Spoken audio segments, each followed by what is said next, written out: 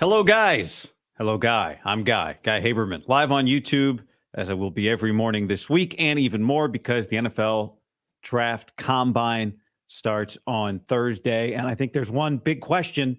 I think there's one big question the 49ers are going to try and answer by the end of the week for themselves. We won't know what they think yet, but I think this is what they're going into the week trying to figure out. Also, an update on 49ers yet to be completed defensive coordinator search if you're watching this live.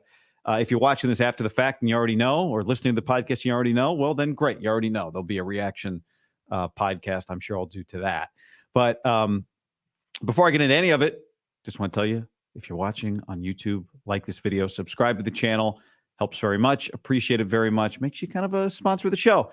And if you're listening to the podcast, that's great. There's a Apple podcast review. You can leave a 5-star. That's how you get in the mailbag. Going to fire up the mailbag again soon. So if you leave a review there, leave a question, and that'll help populate the mailbag. So thanks for that.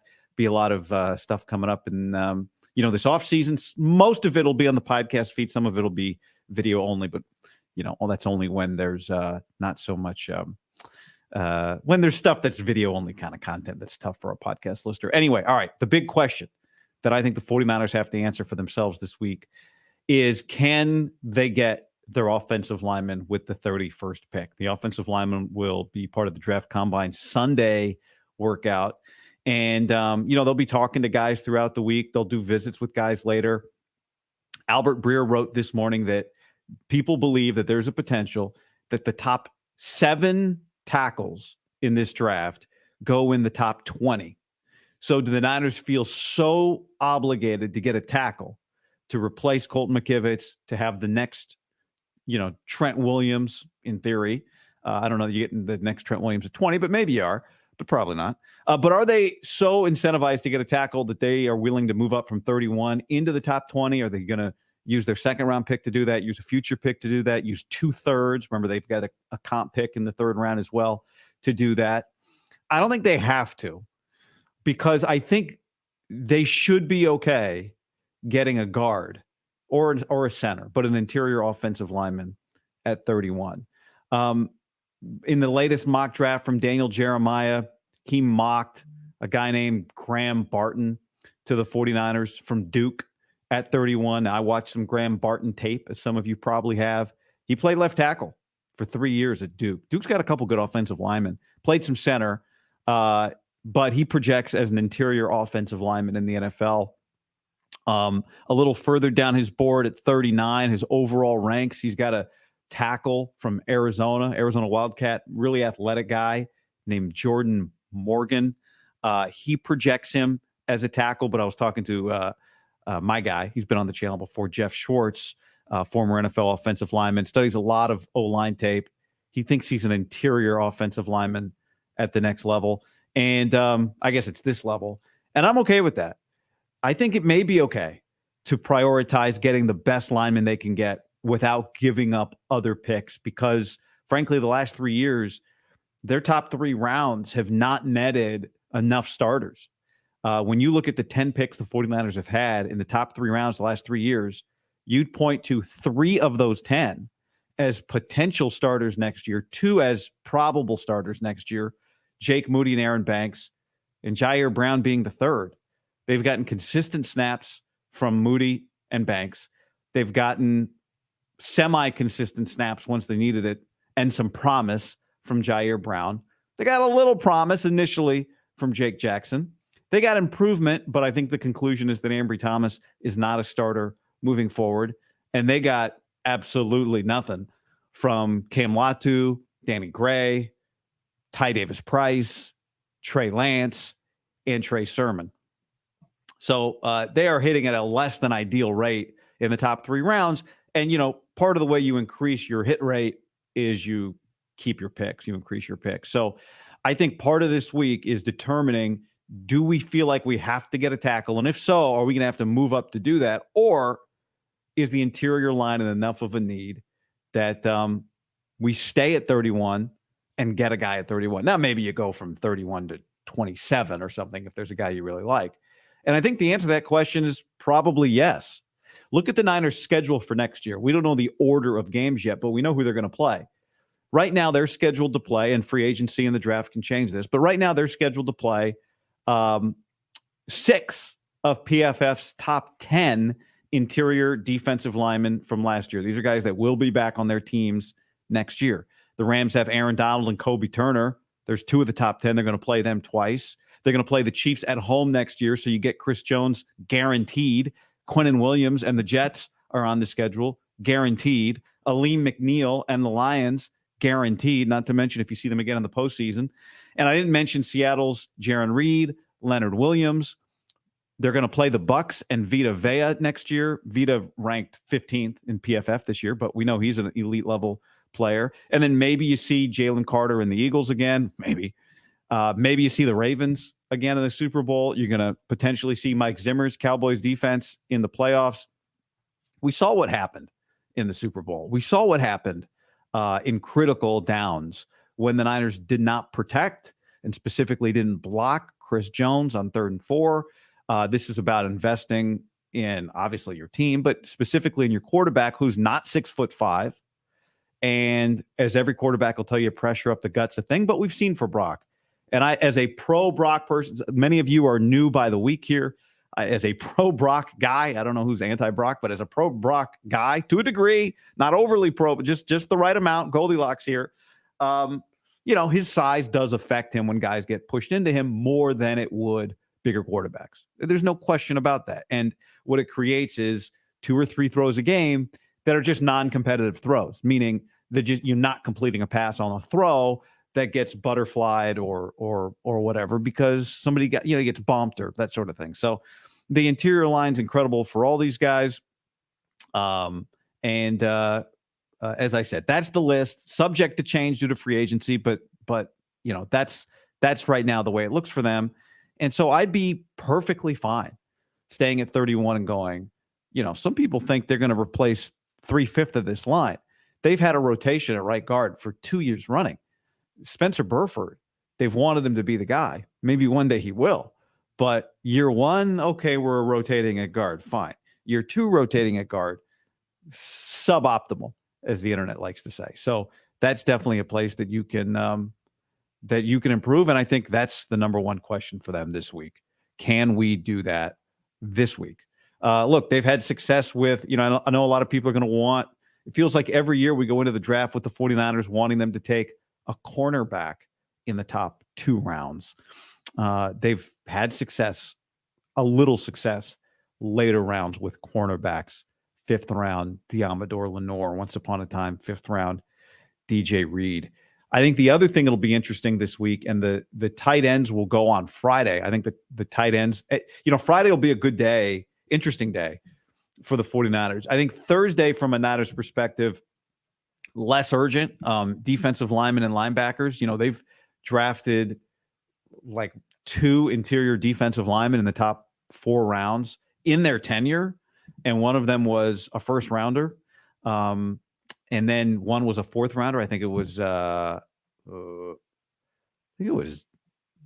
Davis in the 4th round. Checking. Who was their other interior defensive lineman?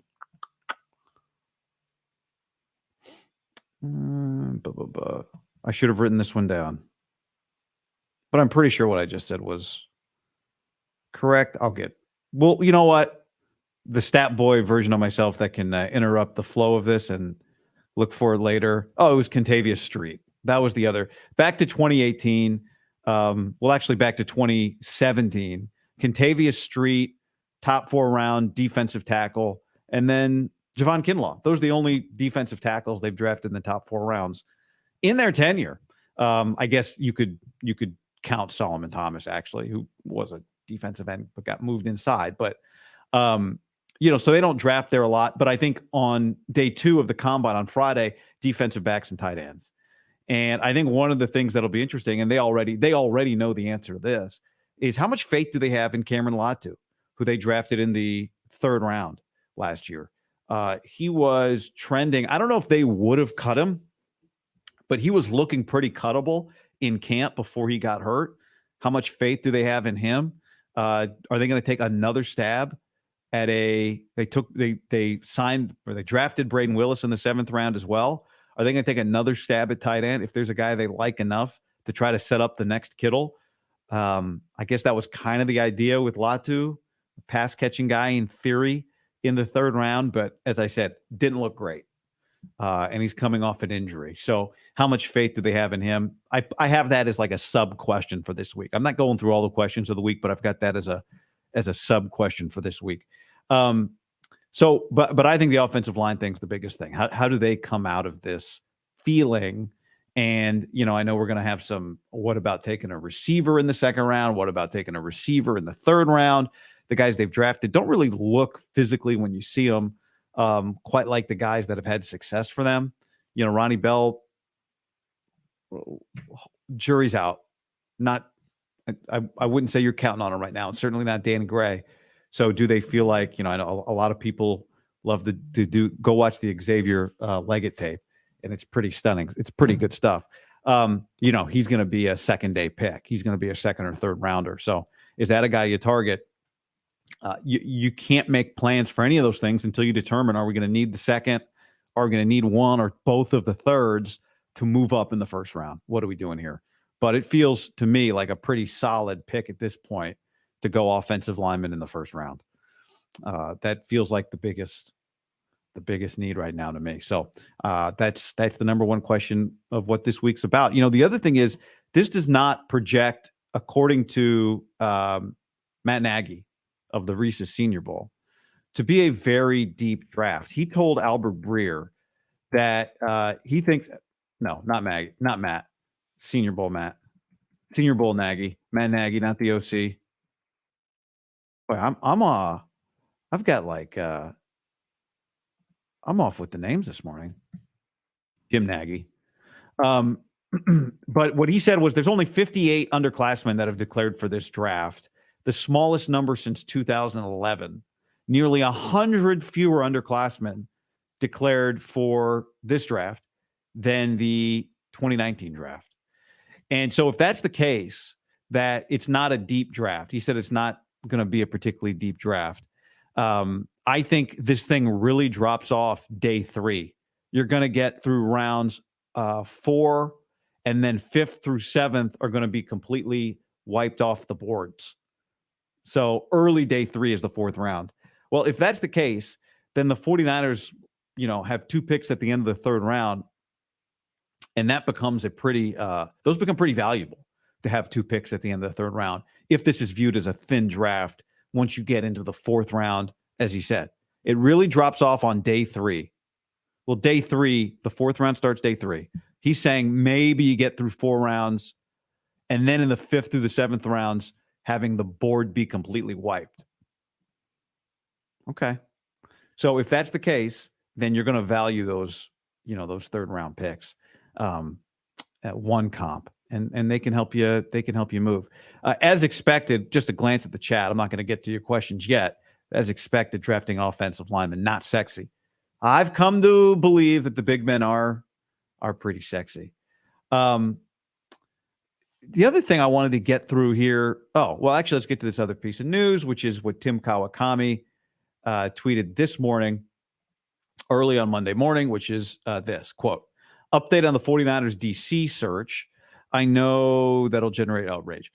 Some industry sources thought last week that the Niners would have been ready to announce a new DC by now, but there's obviously been a bit of delay and some potential things to sort out. Now, remember, I think this is interesting when you combine it with his prediction, which was Jeff Ulbrich of the Jets, who was under contract with the Jets. And so when you read this, I think you think it's only more likely that he's right about Ulbrich.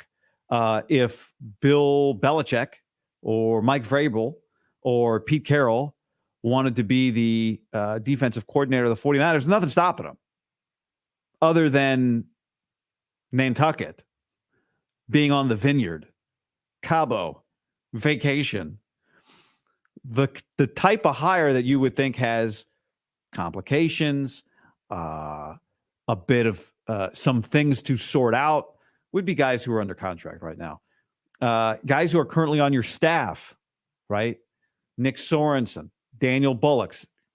You wouldn't think there's much to sort out when it comes to that type of hire. So the Monday morning report from Kawakami makes you even more inclined, I think, to believe that this is an external hire and that it's a hire that involves somebody who's on a team right now. And his guest was Jeff Ulbrich. So let's put 2 and 2 together there and say that maybe that's where things stand. And it's not a guarantee. You play the Jets this year. The Jets are in a desperate situation. If you're Robert Saleh and you like Jeff Ulbrich, who's been with you for 3 years, you don't want to give him up. Now, if you just like the dude and you want to do him a solid and let him go be Kyle's DC because it's going to be different than being your own DC, and you go, maybe you can get a year ahead. You can get out by a year ahead of us getting fired here in New York. Okay, maybe because I like you, I'll let you do it, but I want something in return. And Niners don't have a ton that they want to give in return. So maybe that's where the complication comes in here from Kawakami. All right. Also, this from Albert Breer. Before I get to some Brock Purdy stuff in I'll get to some Brock Purdy stuff in a second. But actually, this is from Peter King. Excuse me. This is from Peter King's final. This is from his. I don't know if he's going to write more, but he announced he's retiring. This is what he said about the top of the draft. He said, I think the Bears are going to trade the top pick. I know nothing. No chance he knows nothing, by the way. But it seems that's the way the wind is blowing. What I say, the Bears could keep Fields and should, and trade the first pick down once or twice and build the type of supporting cast a team needs to contend. Let me start by saying so far, I hate this idea. By the end, I'll hate it a little less. But I hate this idea. He goes on to write, let's just say Poles trades the top pick down one spot to Washington. All right, so now the Bears have gone from 1 to 2. They would take Caleb Williams. Now he's got the second pick and a second-round pick and a first-round pick next year, right? So he gets a 2025 first. All right. Still hate it because I think that you should never take 85 cents on the dollar if you love a quarterback. But we like the other guy too. Let's go down and take the guy we like instead of the guy we love because it'll give us a lot of draft capital. I like that at some positions. I don't love that at quarterback, and I would take Caleb Williams. And I don't think, by the way, the Bears should hold on to Justin Fields at the expense of getting Caleb Williams, who I like a lot. But anyway, let's keep going here. Let's see if PK can convince us. He said, then suppose, all right, so he's got the Bears at 2. Then suppose the Bears trade 2 to Atlanta and they go to 8. And the Falcons take one of the other quarterbacks. In return, Chicago gets 8, Atlanta's second, and a 1 and a 2 next year. All right. That's hitting it slightly less. Imagine now, this is what would have happened. The Bears would move from 1 to 8 and end up with number 8 and number 9 in this draft because they have the 9th pick on their own. So they have 8 and 9. They have second-round picks from Washington and Atlanta this year. They have 3 first-round picks and 2 second-round picks next year. For moving down 7 picks in the first round, the Bears would end up with 9 picks, 2 in the first of the next 2 drafts, instant infrastructure. And I still hate it, but hate it less by the end because it feels a little bit like them saying, let's kind of try the Lions thing. We're going to draft a ton of dudes. None of them will be the quarterback of the future, but we'll deal with that later. And if you're the GM, Ryan Poles, in a sneaky bit of job security efforting, you don't draft the next quarterback yet. And if you hit on picks, you sell to management. Look, we hit on a couple of these picks. We got more first coming next year. Folks, this is the way to do this. And it's actually not insane. I don't think you pass on Caleb Williams here, but I do think Peter doesn't just make guesses on his way out the door, especially. I think he knows what he's talking about. And so even though I don't think anybody other than Caleb Williams is going to 1, I don't think there's much debate about it. In the end, Caleb Williams is going to be the first pick in the draft. I'm suddenly on alert for the possibility that the Bears actually will trade the first pick. I hated it with 100% of my being at the beginning of this read. And by the end, I only hate it with like 75% of my being. So I think Peter semi-convinced me there. There's something there. And I think we should keep it in the back of our minds as it comes to Chicago. The other thing I wanted to talk about today as it relates to Brock Purdy was what a difference a year makes for Brock. Here we are, not yet 12 months removed from his elbow surgery of last year. The 1 year anniversary of Brock's UCL internal brace augmentation is March 10th. So we're 2 weeks away still from it being a year since Brock had his elbow surgery. And even though it wasn't the more complex UCL reconstruction, aka Tommy John surgery, and so only carried a 5 to 7 month recovery period, it was far from assured that Brock would immediately return to form. I mean, it sounded great to talk about a year ago, but I think if you go back and watch or listen, or you don't have to, I'll just tell you, you go back and watch or listen to all the stuff we talked about last year, so much of it was, we'll see. He's losing this offseason where he's supposed to get better when he's going to become the full-time starter. I was going to training camp practices where this guy was not able to practice every day. Would there be complications? How would he feel? Would he lose arm strength? The old Tommy John thing was sometimes you came back with a stronger arm, but would he react the same way? And would there be any mental effects of having an injury that knocked him out and created so much angst for him? And now we know, with hindsight, that the answers were all, nah, it wouldn't be a problem.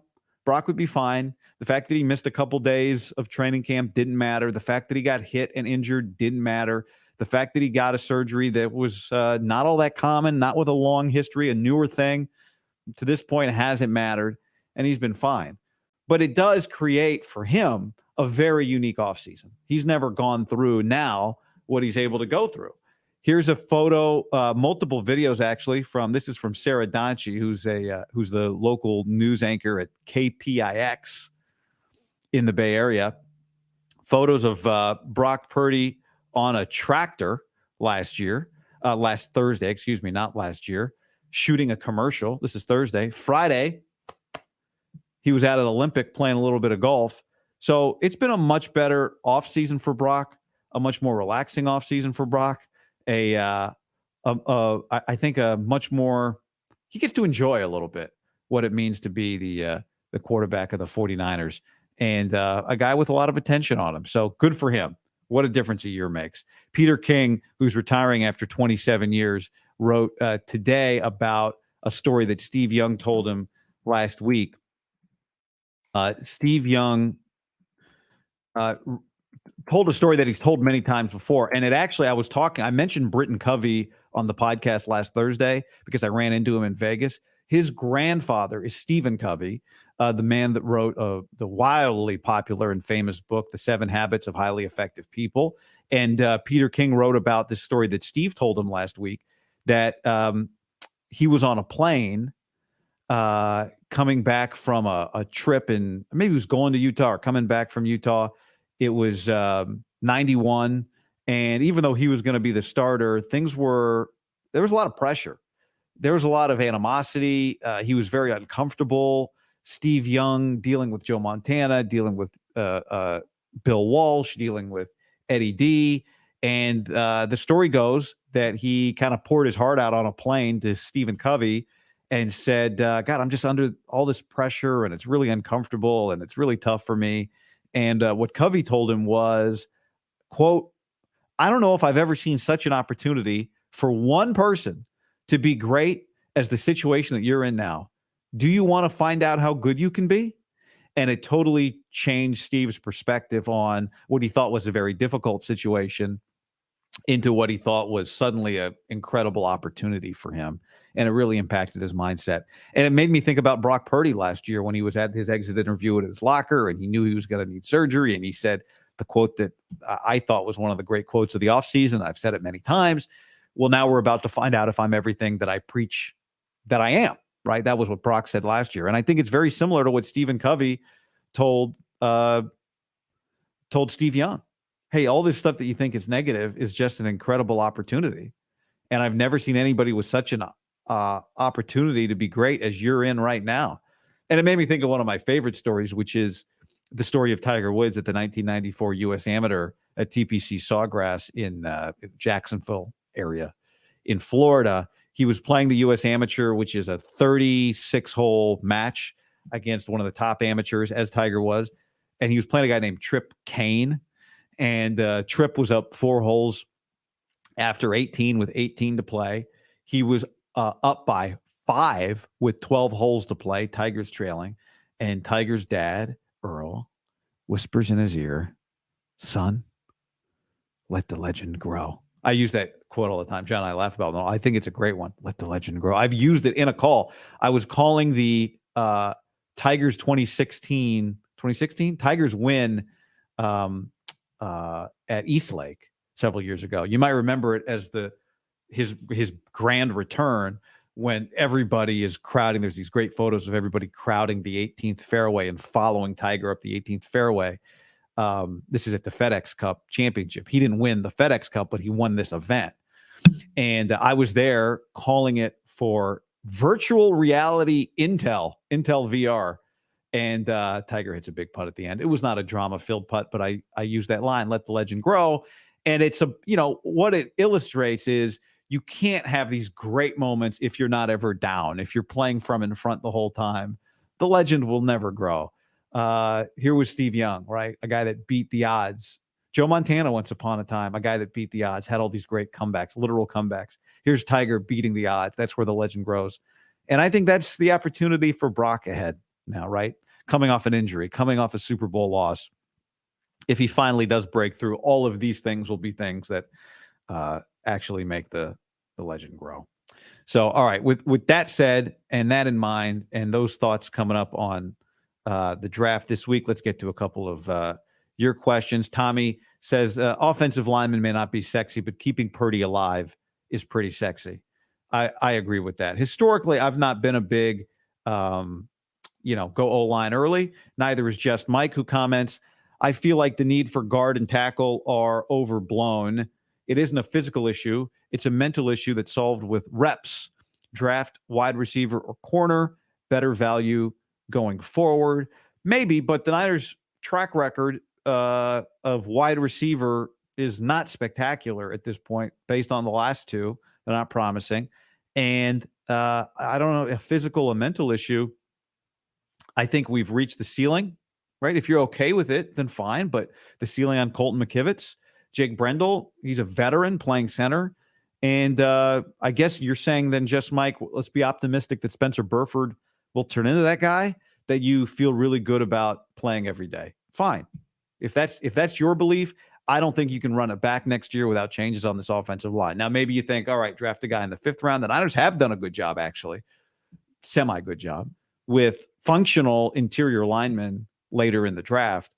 But I think now you want something closer to a blue chipper because you're also thinking about the future with Trent Williams. Now, maybe one day just go, screw it. We're going to allocate a bunch of free agent money on a left tackle once Trent Williams is done. But that's harder. It's easier said than done. I mean, that guy has to be available. Thank you, Frank. The 2018 Tiger Went Tour Championship, one of the great sporting events I've attended in my life. Dub B. Trey says, Kyle likes his 3rd or 4th round running back bust, LOL. You know what? Prediction. I don't know if I'll stand by this one through the draft, but right now, looking at the draft this morning, I'm going to say they're not going to draft a running back this year. Feels like a crazy prediction, but that's my prediction right now. Feels like they just got too many other things. They lack depth too many other places. That I'm not sure if they can afford to do that this year. Now, if you do it, your number one running back is on, not your number one, but the best player on your board left is a running back by far when you're drafting in the 6th round. I guess fine, but I wouldn't be in a rush on that. Super chat from Matthew says, "Can you imagine how much better Brock will be not getting killed every drop back?" I actually thought that Brock ended up getting protected better than I anticipated this year. I actually thought they'd have more problems protecting him than they ultimately did. And some of them are not, some of the issues we saw, actually both of the 3rd and 4 issues we saw in the Super Bowl were not physical issues. This goes back maybe to the point made earlier. They were people making the wrong decisions or the protection not being correct. And Trent McDuffie coming through unblocked, Spencer Burford trying to make a play, and Chris Jones being left unblocked. But to me, not all of that falls on Spencer Burford's shoulders. There's got to be some understanding from Brock and from Kyle in that protection. Like, are we sure we know what we're doing here? And the answer to that question was no. We quote unquote, they were not sure they knew what they were doing there. So, in the end, I think it was partly mental and not as much physical, but I think we saw plenty over the course of the year, and the age on Trent Williams is why I feel like protecting Brock a little bit better, even if it's just a little bit better, gives you major, major upside. The other thing is, this year, coming into the year, there was this sort of, and some of you hated it, I didn't, there was this sort of safety net with Sam Darnold being there, like at the beginning of the year, I didn't want Brock to get hurt, and as time went on, he looked more and more valuable. But there was a part of me that thought, watching Sam Darnold, those of you who've been watching for several months now, I was intrigued by the possibility of Sam Darnold and Kyle Shanahan together. And that's why I was really interested in the Week 18 game against the Rams. I think Sam's going to be gone unless Sam takes a major discount to come back. And if that's the case, then great. But I think there's probably going to be even a greater urgency, if there's such a thing. There's always just the peak urgency to protect your quarterback, but even a greater urgency this year to protect the guy if you don't have as intriguing a prospect as a backup behind him as you did last year, like they did in Sam Darnold. So that's where I'm at today. I am on the offensive lineman train. I don't think they're getting the tackle that they love at 31. And so, I think that's where they end up going guard. They've got to figure that out this week, though. That's a prediction that's too early to make because we don't know how these guys are going to look, how they're going to interview, all that type of stuff. Here's a comment. Frank Gore Jr. isn't going undrafted. If anything, Jim Harbaugh drafts him. I like that. I mean, Frank Gore does work for the 49ers. You'd think he'd be around. Rafa asks, what round do we draft a backup QB? I said a week ago that I thought this would be a draft to do that, but I don't think it is. I think the Niners have so much need with depth at different positions that I think they use these picks other places, especially for a team that's done well, in the 5th round, in the 6th round. They've done well in the 7th round. So, I mean, maybe you draft a 3rd quarterback in the 6th. Maybe. I wouldn't do it higher than that, given the success they've had in the top 5 round, in the 5th round. So I guess to answer Rafa's question, what round do we draft a backup? I would say the 6th, if they're going to do it, the 6th round, if they still have their 6th by the time we get there. So, all right, that's that for this. This was a quickie on Monday morning. When there's more news, I'll be back. Somebody asked here. I didn't see I couldn't get back to the comment, but I will be on every morning this week. So hit that like button, subscribe to the channel. Appreciate that very much. And we'll be back soon. Thanks, everybody. Later.